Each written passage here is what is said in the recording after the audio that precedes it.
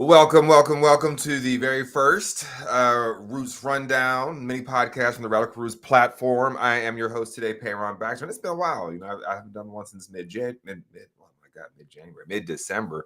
We're doing the whole thing where we're still saying Happy New Year to folks at the grocery lines that we're checking out at. So my brain's still getting back in order. But it's been the first one. There's been a lot of news happening. I hope you all had a great holiday week and weeks and 2 weeks ago, and everybody kind of had their breaks. I know I did, me and the kids and the wife. But there's a lot of news to get to, and I'm not going to take too much of your time up here with all the proclivities if you haven't caught in the main show. But today is Merry Coupmas. It is Coupmas. It is the anniversary of the January 6th violent, racist, white supremacist insurrection led by a bunch of racist, insecure, mediocre white men who could not withstand not having power. That video I just showed was a clip of at the top, and I'll play here with no sound again, and I'll kind of go over it as we're talking about it, because it's important to remember what happened. I'll turn the volume down here.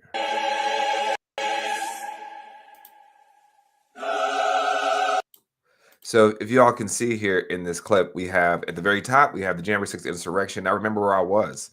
It was a Wednesday. It was a very violent day. And I remember we were coming off the high of a Raphael Warnock and John Ossoff win, right? Everybody was sticking to Mitch McConnell. He's no longer the Senate Majority Leader. We have the first Black man, the first Jewish man out of a supposedly deep red state of Georgia. And the good vibes were everywhere. And in fact, I was looking at my timeline, and if you guys go look at my social media, Paron.Baxter, you will see like some of the things I was actually posting real time when this was happening. But it gets around 1:30, 2 o'clock, and the tide changes, the mood changes, the news changes, and people start to realize, oh shit, something's happening. And at the time, I don't think a lot of people were actually understanding what was going on. I know I certainly didn't. I thought that that this was a few folks that they were upset. Now I called this back on November 12th. Excuse me. Something going around the house. That I thought there was going to be an insurrection. I actually listed the steps of it. Excuse me, an insurrection. And what happened was an insurrection happened, and we knew it just because Trump was a despot. Same way we're seeing right now. We'll get to later on the show with Venezuela. When there is unfavorability, you whip up your most fervent base to commit violence. And now he has his fervent base ensconced inside of the institutions in the halls of power of the United States government. And he had then too. He was the actively sitting president. So I know for the past 4 years we've had some of this whitewashing, where these folks are like, well, it was an inside job. It was an inside job. Well, who was the leader of the country at the time? It was Donald fucking Trump, so if it's an inside job, he's the inside man, considering he was the fucking president. I don't know who's more inside than the president. But continue on looking at this clip here. So you see the top video. There's people pulling police officers, and this is, immediately after the summer of George Floyd, where they said that Black people and again, it was a multicultural protest against the murder of George Floyd and for the matter of Black lives. But they said those protests were so violent, and they were so anti-American, they're so anti-police. And we see literally in these videos police being beaten, sprayed with bear spray. That's I want to say his name's Eugene Robinson. Is that right? That's the brother that led those violent white supremacists away from people like Josh Hawley, who, remember, he put his fist up in solidarity with the fucking racist militia mob.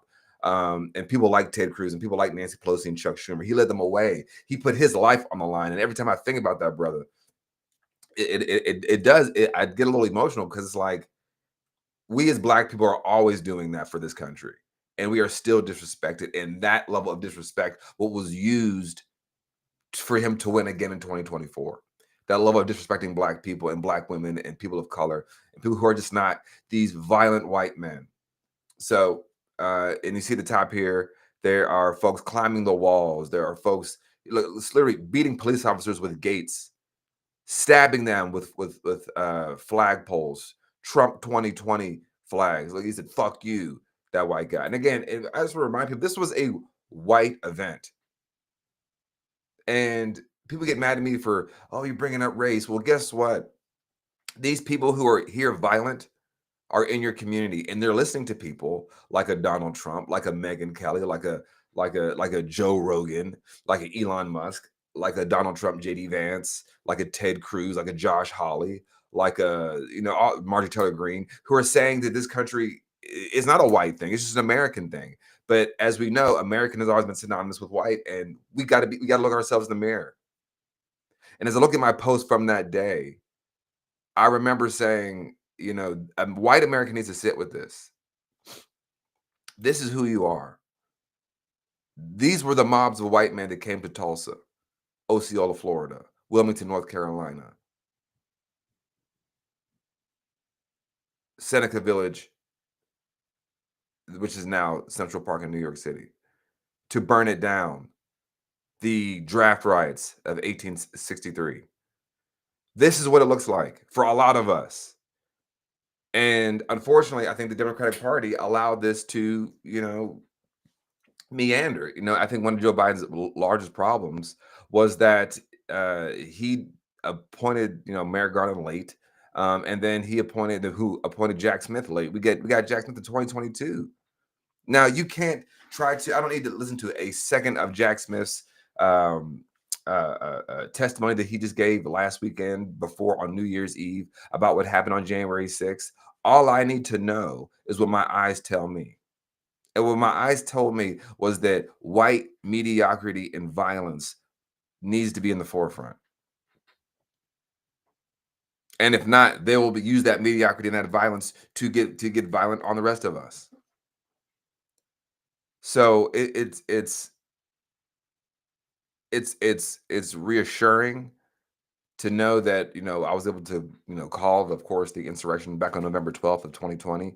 But then it's also like it's sad that what happened after the Civil War happened here, right? Where there was this redemption era, right? I think if any folks know history, we had the Reconstruction era where after the Civil War we tried to make things right. We tried to make things right for 11 years. And for 11 years, we got the 13th, 14th, 15th Amendment. And then during that time was the redemption era. This is the birth of the Ku Klux Klan. We got to take this country back. We were aggrieved. We deserve reparations, and they got reparations. We deserve this. And what happened? We had groups popping up all around the country trying to sing the praises of the old Confederacy. We had groups of women, daughters of the Confederacy. Oh no, we deserve to have our antebellum chattel life back. We need to go back to a time where we're all accepted. What they were saying is, we want to go back to a time where we can own human beings. We want to go back to a time where we don't have to see these Negroes as people. And they wanted the reparations. And some of the news this morning before I got on the air, I saw that it was the January Sixers who want reparations. Plus one more time that these people on the top, and the bottom is no King's March. I couldn't find a video of just the top, and I didn't have time to edit it. These people who are beating police officers, spraying them with bear spray. People died. People died. They want reparations. They said the pardons aren't enough. The pardons aren't enough. We have to get paid. We need your tax dollars. Now, where my tax dollars go to reparations. Now, this is going to be a quagmire for a lot of white America. They're big on saying the Negroes who built this country for free, who did not ask to be Americans not a single day, they don't deserve reparations for what happened to them. They don't deserve any sort of recompense. But these January Sixers, you see them here, they want reparations. We have let's see here. Arthur Broder says Orange Turd got 73 million votes. 73 million votes, 1,000 crazy people on January 6th. Correct. Yes. Yep. This is the power of galvanizing around. You will not have around things like around the power of loyalty, using things like freedom and liberty. But as long as it's never equality, and as long as you get to have that, you're a white man and your perspective always needs to be seen. Rom's in chat laughing, and yeah, it's like that. Like you're laughing and you're also sad. You're like, oh, and you're mad, because it's like this is the bullshit. And the thing is, and I say it on our main show all the time. There's never a time where the majority of black people, or where black people systemically have been lying to white people about this country. They had a fucking noose. You see it right there.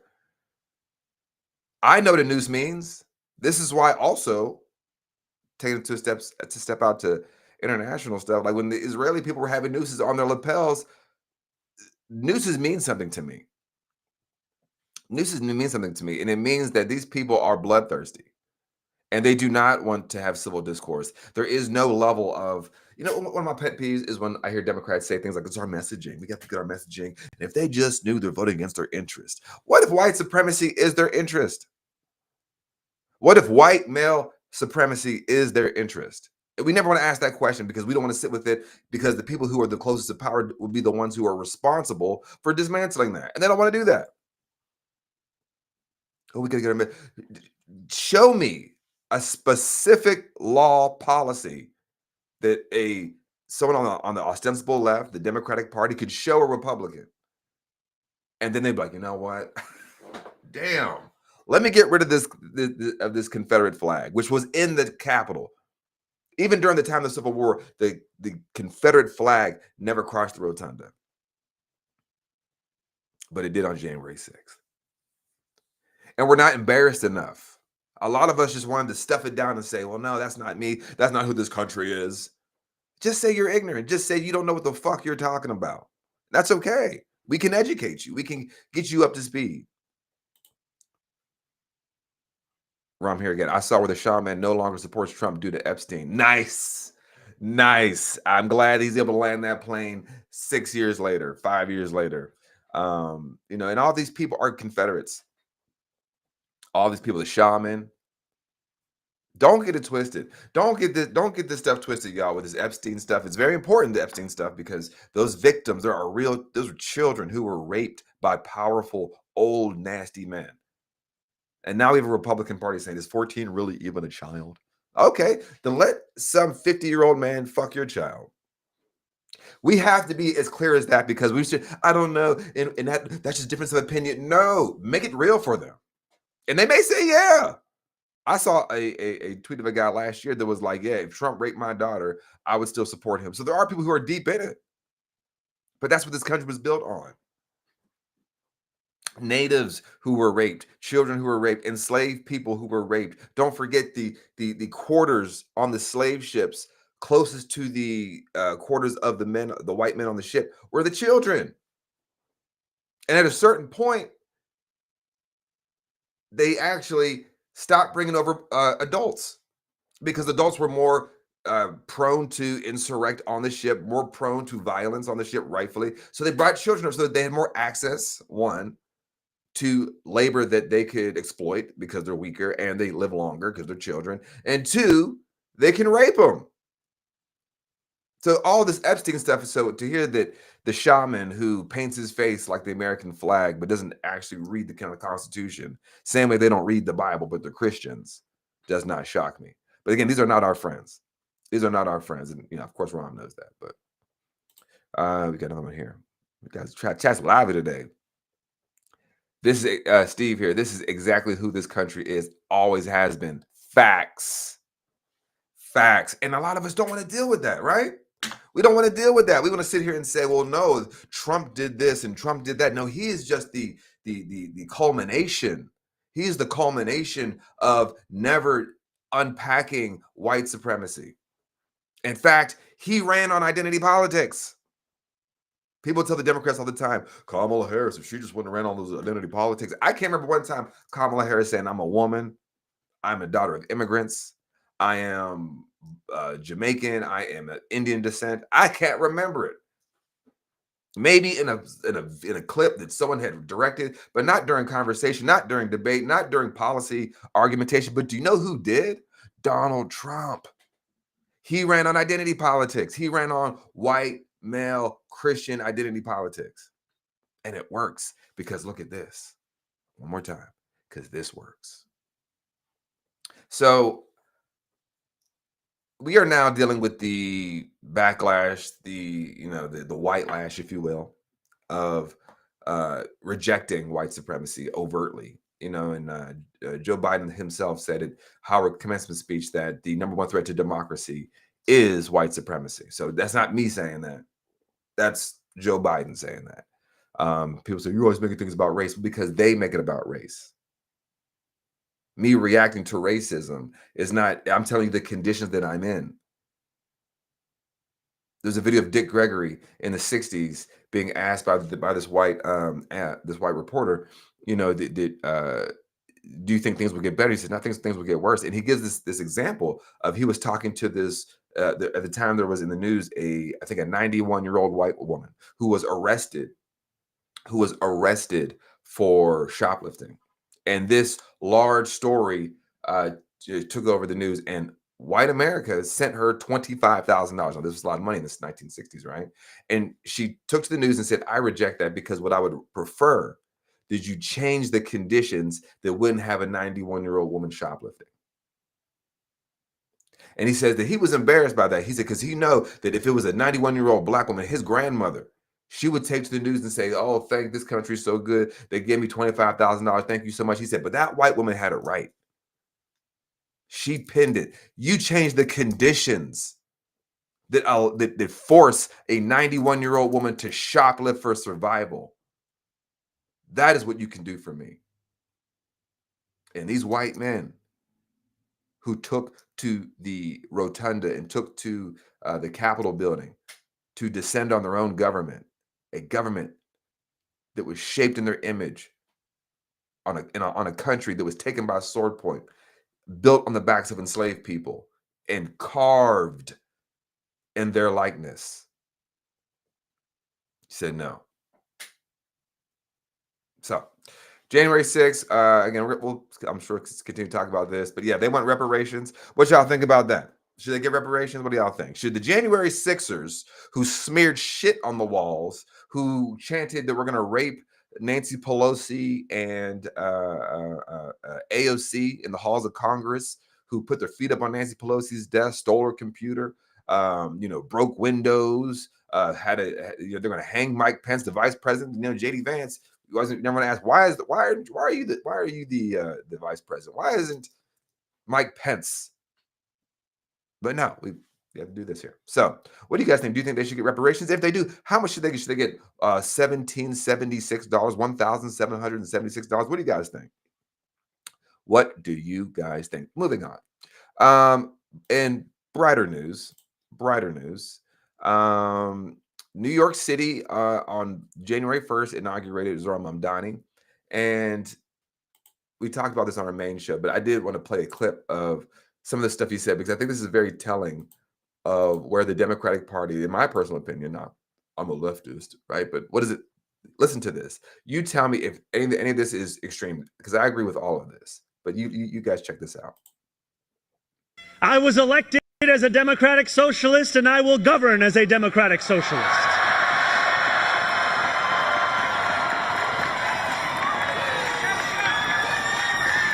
I will not abandon my principles for fear of being deemed radical.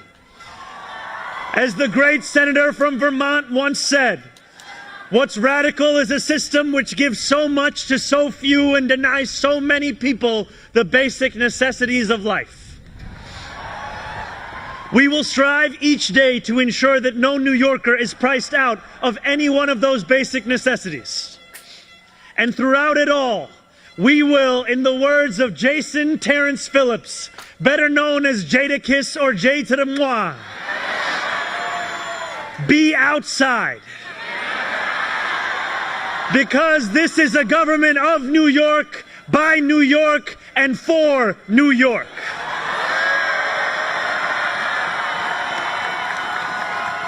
Beginning today, we will govern expansively and audaciously. We may not always succeed, but never will we be accused of lacking the courage to try. To those who insist that the era of big government is over, hear me when I say this. No longer will City Hall hesitate to use its power to improve New Yorkers' lives. Now, what of that is extreme? I thought that was a very powerful message. Not just a clip. I think he spoke for maybe 30 minutes or so. But the part that I liked of that clip was where he said that we are going to govern audaciously. We're going to govern expansively. When was the last time you've heard a Democrat say that? Democrats have offered us, be happy with the crumbs. Be happy that we're not Republicans. Be happy that, the most we can offer you is, am I right? We're not those guys. But we're going to do the same thing. We're going to, we're not going to fight for, voting rights. We're not going to fight for Bali autonomy. We're not going to fight for Medicare for all. We're not going to fight for lowering, the cost of goods. We're not going to fight for, locking in rents. We're not going to fight for a home affordability. We're not going to fight for, but we're just not, we're not going to say the N-word. I mean, that to me is something I think the Democrats should take a page out of Zohran Mamdani's playbook. And I feel like, honestly, even after his historic win, the Democratic Party is still keeping him at arm's length. If you see clips, there was footage of Chuck Schumer being there. Now, Chuck Schumer still to this day has not openly embraced Zohran Mamdani, but he was there. And when Zohran Mamdani said that he ran as a Democratic Socialist and he will govern as a Democratic Socialist, he was sitting there silent. And he sees AOC there with her youth and her vibrance and her speech. It's almost like he was seeing his future, pitter away in front of him, which he rightfully should. He should see his future go away, because AOC, if she should run for that Senate seat against Chuck Schumer, I think that's in 2028. I think 2020. I think 2028. Yeah. The point is, like, he should see that. But also on the flip side, you see someone like a Bernie Sanders, who basically created the governing profile, which Zohran Mamdani, imbibes, and when he's on that stage, see that come to fruition at his old age. Like, man, at the largest city in America, the hub of finance and the hub of, dare I say, the world, New York City, we were able to elect not just someone that agrees with me in ideology, but someone that is diverse, someone that does have a different background, a different religion, a different perspective than the status quo Democrats. And I thought that speech was very, we could take something from that, because think about the last Democratic speech that you heard from anybody. It might have been Obama in 2004 at the DNC. That was, where he's talking about there are no red states, there are no blue states, they're just United States. That was a good line then, but unfortunately, brother, we learned, as the video just showed at the top of the show, there are absolutely people who believe this thing to be a red thing. But I thought what he imbibed, that we are all New Yorkers. That could be taken anywhere, and people will tell you that you cannot have that. People will tell you the most that you can have is, just, that only works in New York City. But I remind people, the previous mayors were Eric Adams, Bill de Blasio, Michael Bloomberg, and Rudy Giuliani.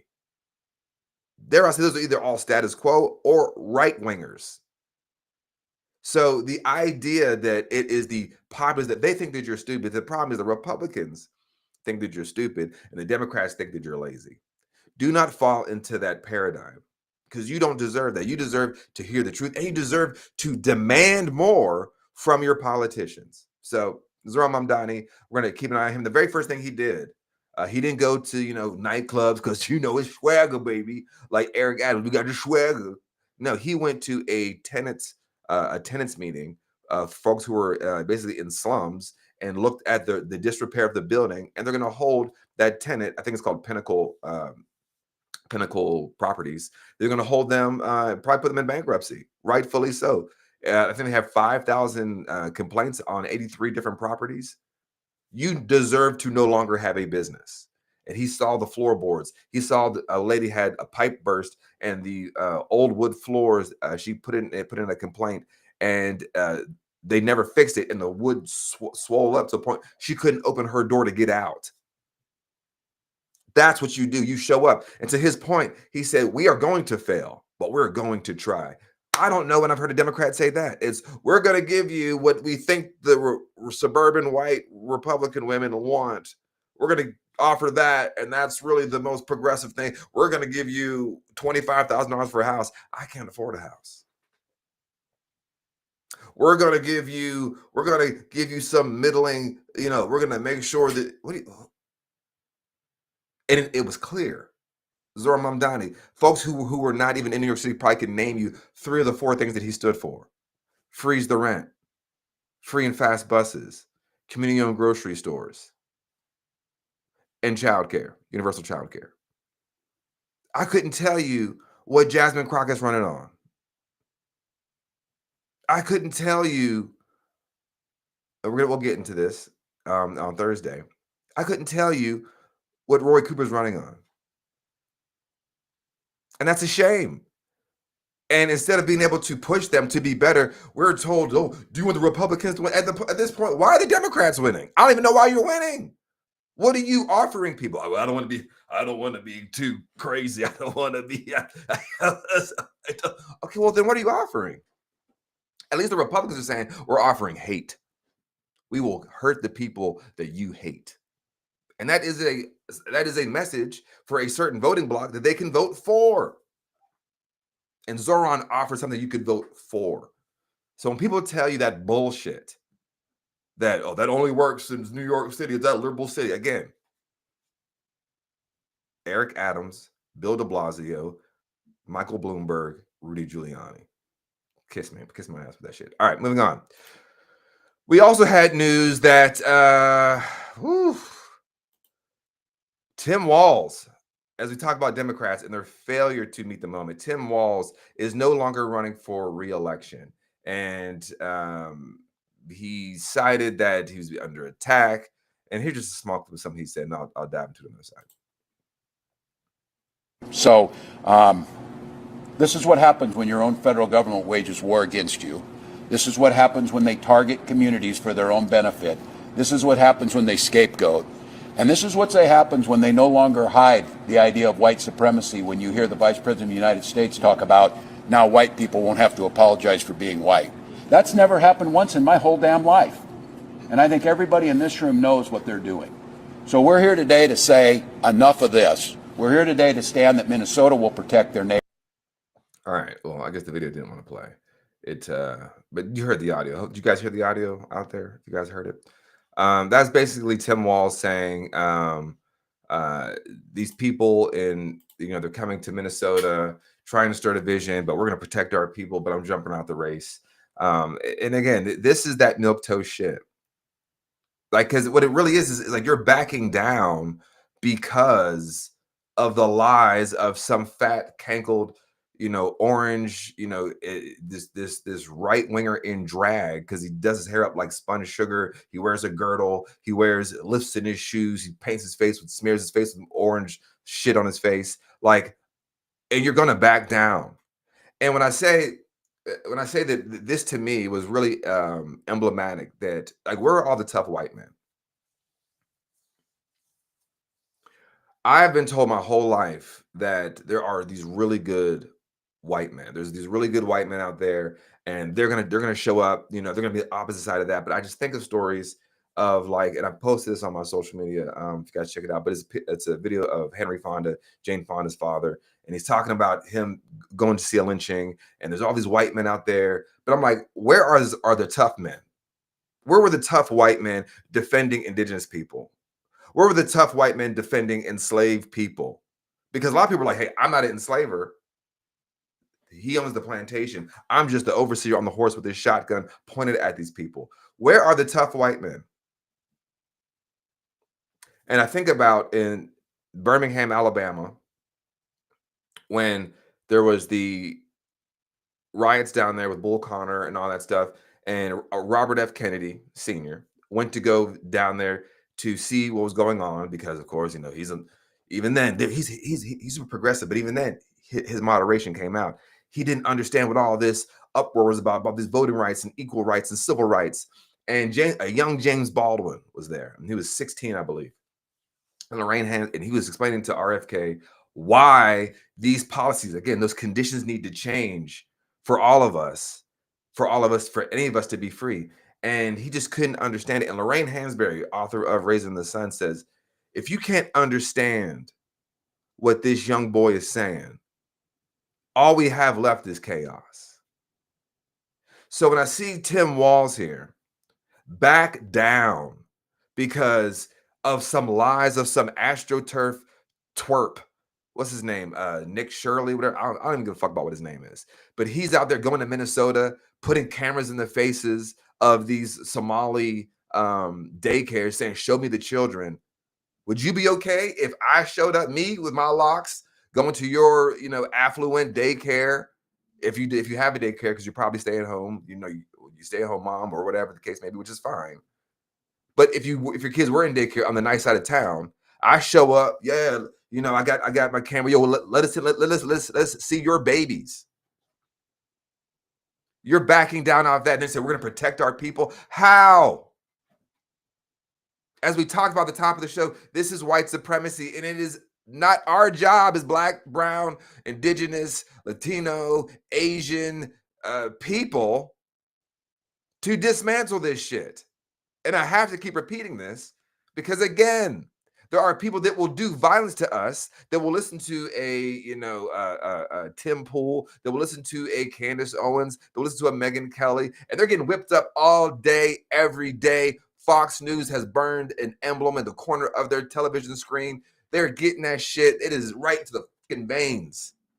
So me telling you this is the only way. Black people cannot do this. Latino people cannot do this. Asian people cannot do this. What do you want? You have to. So then you get into the halls of power,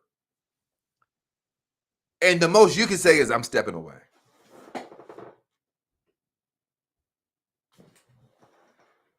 Who's the good ones? Well, my husband, he's a good one. What's his? I know his name. Where are these great white men? I don't know.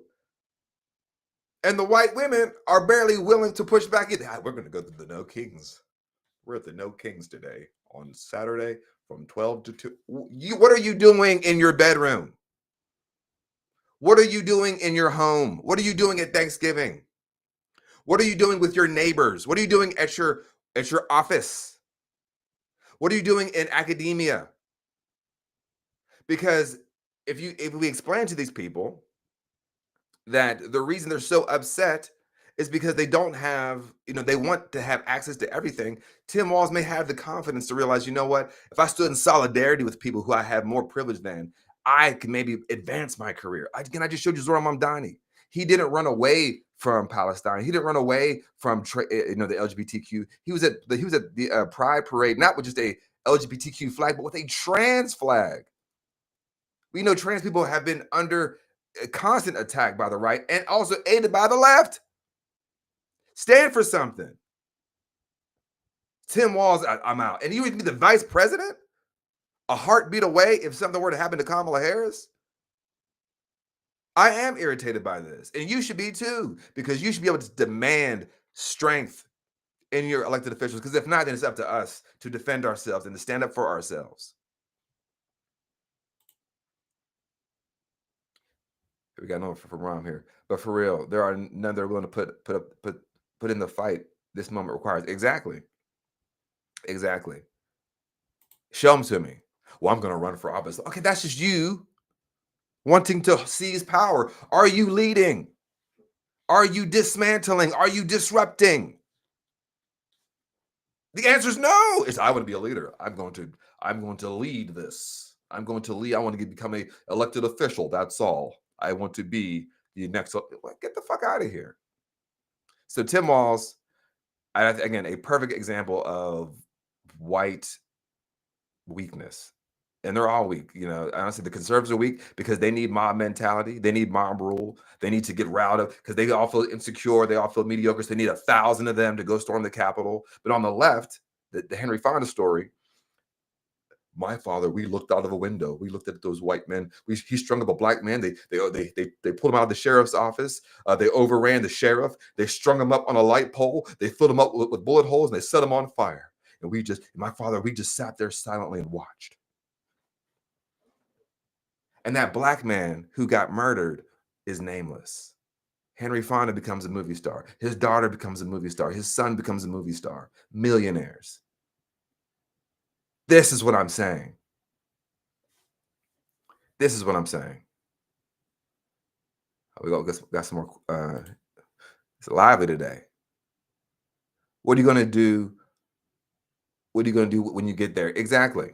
When shit gets popping, what's going on? Pritzker had a lot of talk until ICBP was on the ground. He was never on the ground. Exactly. Put your privilege in front of the danger. This is why the idea of an ally sits next to you. Oh my God. I understand. That's crazy. No, an accomplice, I'm gonna get in front of the rocks. I'm gonna get in front of the rocks. No, you know what? You ain't doing this. I look like your daddy. I look like your uncle. I look like your brother. I look like your cousin. I look like you. I look like your son. Let me put myself in front of the rocks you're throwing at these people. Not just, oh, we're all in this together. Okay, I'm gonna go home to my segregated neighborhood and my segregated schools for my children. Bye. No. Adam Kinzinger had a good talk, but no action later in the year. Now I have beef with Adam Kinzinger. We've talked about this on the show. Adam Kinzinger is anti-Trump. That is not the same thing as being pro-people. Adam Kinzinger still does not want you to have the right to the vote. He still does not want to have women to have bodily autonomy. He still does not want immigrants to be treated respectfully. He still does not want trans. I mean, we go on the list. He's just anti-Trump, which again, that is a fair fight. Do that. But in a moment where we have to dismantle the entire system, which even makes Adam Kinzinger's mediocrity shine bright like a diamond, according to Rihanna, we have to put that aside. So I'm gonna get along on time. I've got one more video here. So we talked about it on the main show on Sunday about what's happening in Venezuela with Nicolas Maduro and his wife being kidnapped by the United States government. And honestly, a lot of liberals and just our Western indoctrination has been on full display. It's very embarrassing. Y'all would have been for the war in Iraq. Y'all would have been down for Vietnam. Y'all would have been down for countless wrong-headed foreign endeavors, just because you accept the propaganda from the State Department. That's just what it is. I mean, in fact, I saw something that said, if you were to bet against everything the State Department said, you would be right more than you would be wrong. If you were to reject everything the State Department were to say and bet against the opposite to be true, you would be right more than you'd be wrong. But now that Maduro is in New York City, in the Southern District of New York, Maria Corina Machado, crazy right-winger, which sadly, I listened to Urban Radio earlier today. They're still repeating some of the nonsense about her, that she won the election. Who told you that? The American government told you that? The ones that bombed the people illegally? But she, embarrassingly, won the Nobel Peace Prize, which it just totally degrades the entire award. Who actually respects that anymore? At this point. And she got snubbed by Donald Trump. She expected, well, we'll do this quote unquote regime change, because if she was so popular, it should be a turnkey. It should be, well, he's gone. Everybody voted for her, so she should be able to walk right in, right? No, well, hold on. The government's already set up. His vice president Delsey's there. Well, if everybody voted for her, they would roundly support her, right? She hasn't even been in Venezuela for months. But here she is prostrating herself again to Donald Trump. But now it's for us all to see, because I think the first time she did this, when she first won, she was like, "Oh, I wish I could share with Donald Trump." I think it was on some I think it was an Israeli news show. But now she's on Fox News, going directly to that, right there to that source. Listen to this pathetic shit. Until you went to receive the Nobel Peace Prize. And I want you to tell us, you never went back at that point. Did you not go back because you feared for your life? And tell us, I mean, it's not very usual that people will dedicate the Nobel Peace Prize to the leader of a different country and say publicly, he deserves this more than I do. But you did that. Let me be very clear. As soon as I learned that we had been awarded the Nobel Peace Prize, I dedicated to President Trump because I believed at that point that he deserved it. Embarrassing. And a lot of people, most people said it was impossible to achieve what he has just done on Saturday, January 3rd. So if I believed he deserved it on October, imagine now. I think he has proven to the world what he means. I mean, January 3rd will go down in history as the day justice defeated a tyranny. It's a milestone, and it's not only. How can a tyrant arrest another tyrant in a place that he doesn't have jurisdiction and bring him to justice with American law, and the original tyrant has never been held to justice in American law? This is the psychosis, but I just had to just make that point. Huge for the Venezuelan people and our future. I think it's a huge step for humanity, for freedom and human dignity. Have you spoken with President Trump since then? I spoke with President Trump on October 10th, the same day the prize was announced. Not since then, but I do want to say today, on behalf of the Venezuelan people, how grateful we are for his courageous vision, the actions, historical actions he has taken against this narco-terrorist regime to start dismantling this structure and bringing Maduro to justice, which means that 30 million Venezuelans are now closer to freedom, but also that the United States of America is a safer country nowadays. Right. Did you at any point offer to give him the Nobel Peace Prize? Did that actually happen? I had read that somewhere. I wasn't sure if it was true. Well, it hasn't happened yet, but I certainly would love to be able to personally tell him that we believe the Venezuelan people, because this is a prize of the Venezuelan people, certainly want to give it to him and share it with him. What he has done, as I said, is historic. Sister girl, my God, my God.